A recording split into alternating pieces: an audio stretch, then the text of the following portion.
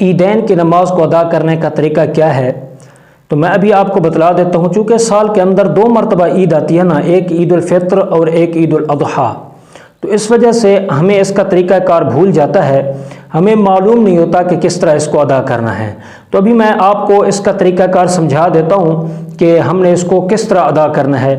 سب سے پہلے ہم نیت کریں گے، اگر عید الفطر ہے تو وہاں نیت کے اندر عید الفطر بولیں گے، اور اگر عید الاضحیٰ کی نماز ہے تو پھر نیت کے اندر ہم بھی عید الاضحیٰ کہیں گے۔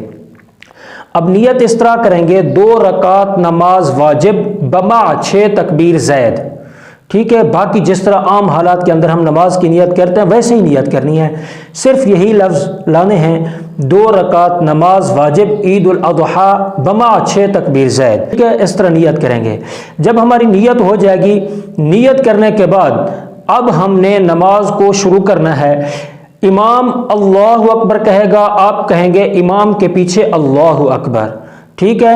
اللہ اکبر کہہ کر امام ہاتھ باندھ لے گا، آپ نے بھی ہاتھ باندھ لینے ہیں، اور اس کے بعد امام اور مقتدی دونوں نے ثنا پڑھنا ہے، سبحانک اللہم وبحمدک وتبارک اسمک وتعالی جدک ولا الہ غیرک۔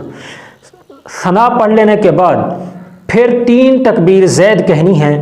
امام اللہ اکبر کہے گا، آپ نے بھی اللہ اکبر کہنا ہے، ہاتھ کانوں تک لے جانا ہے، اللہ اکبر، ہاتھ چھوڑ دینے ہیں، ٹھیک ہے؟ پھر دوسری تکبیر میں امام اللہ اکبر کہے گا، آپ نے بھی اللہ اکبر کہنا ہے، ہاتھ پھر بھی چھوڑ دینے ہیں۔ اب جب تیسری تکبیر کہیں گے اللہ اکبر، اس کے بعد آپ نے ہاتھ باندھ لینے ہیں، ٹھیک ہے؟ ہاتھ باندھنے کے بعد امام سورۃ فاتحہ پڑھے گا، قرات کرے گا۔ قرات کے اندر بہتر یہ ہے کہ امام سورۃ الاعلیٰ پڑھے، یعنی سبح اسم ربک الاعلیٰ، یہ والی سورت پڑھے۔ جب امام قرات کر لے گا، سورۃ فاتحہ پڑھ لے گا، پھر اللہ اکبر کہہ کر رکوع کے اندر چلے جائیں گے۔ حسب معمول رکوع اور سجود کرنے کے بعد دوسری رکعت کے لیے کھڑے ہو جائیں گے۔ جب دوسری رکعت کے لیے کھڑے ہوں گے، امام سب سے پہلے سورۃ فاتحہ پڑھے گا، اس کے بعد قرات کرے گا۔ امام کے لیے بہتر یہ ہے کہ سورۃ غاشیہ پڑھنی چاہیے دوسری رکعت کے اندر۔ جب امام سورۃ فاتحہ اور قرات پڑھ لے، اب 3 تکبیر زید اب کہنی ہے۔ اب وہ اس طرح کریں گے، امام اور مقتدی دونوں اللہ اکبر کہیں گے، ہاتھ کانوں تک اٹھا کر ہاتھ چھوڑ دیں گے۔ پھر دوسری تکبیر کہیں گے اللہ اکبر، پھر بھی ہاتھ چھوڑ دیں گے۔ پھر تیسری تکبیر کہیں گے اللہ اکبر، اب تیسری تکبیر کے بعد بھی ہاتھ چھوڑ دینے ہیں دوسری رکعت میں، ٹھیک ہے؟ دوسری رکعت میں تیسری تکبیر کے بعد بھی ہاتھ چھوڑ دینے ہیں۔ اب امام چوتھی تکبیر کہے گا اللہ اکبر، آپ نے رکوع کے اندر چلے جانا ہے۔ حسب معمول رکوع اور سجود کریں گے، تشہد کے اندر بیٹھیں گے، تشہد پڑھیں گے، درود پڑھیں گے، دعا پڑھیں گے، اس کے بعد سلام پھیر دیں گے، ٹھیک ہے؟ تو یہ ہو گئی ترتیب عید کی۔ پہلی رکعت کے اندر بھی 3 تکبیریں زید کہنی ہیں، اور دوسری رکعت کے اندر بھی 3 تکبیریں زید کہنی ہیں، لیکن جو پہلی رکعت کے اندر 3 تکبیریں زید کہیں گے تو وہاں پر 2 مرتبہ تو ہم ہاتھ چھوڑ دیں گے، تیسری مرتبہ جب امام اللہ اکبر کہے گا تو ہم ہاتھ باندھ لیں گے، اور جب دوسری رکعت ہوگی تو وہاں پر امام جب 3 تکبیریں کہے گا، تینوں تکبیروں کے اندر ہم نے ہاتھ چھوڑ دینے ہیں۔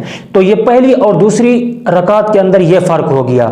پہلی رکعت کے اندر 3 تکبیریں جو کہی جاتی ہیں، پہلی 2 تکبیروں کے اندر تو ہاتھ چھوڑ دیں گے، لیکن جب تیسری تکبیر امام صاحب کہیں گے تو ہم ہاتھ باندھ لیں گے۔